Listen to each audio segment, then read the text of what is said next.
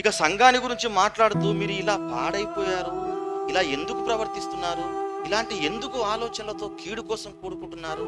ఒక్కసారి మీరు ఎలాంటి వారంటే మీరందరూ కూడా ఒకే శరీరం కదా. ఆ శరీరంలో ఉన్నటువంటి అవయవాలు, సంఘం అంటే శరీరంలో క్రీస్తు శరీరం అయితే ఆ శరీరంలో మీరందరూ, మనమందరం ఎలాంటి వాళ్ళం అన్నారు? అవయవాలు.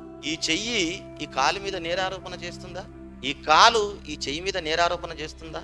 ఈ కన్ను నాకు అవసరం లేదని గుండెని అంటుందా? ఈ గుండె, ఈ బ్రెయిన్ నాకు అవసరం లేదని గుండె చెబుతుందా బ్రెయిన్ గురించి? ఎలాంటి కమ్యూనిటీ ఉంటుంది దేహంలో, శరీరానికి ఎలాంటి కమ్యూనిటీ ఉంటుంది, ఎలాంటి ఐక్యత ఉంటుంది?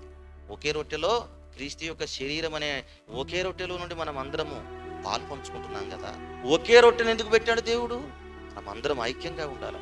ఒకే పాత్రలో ఎందుకు తాగడానికి చెప్పాడు దేవుడు? మనమందరము ఒకే శరీరానికి సంబంధించిన దీవించు పాత్ర.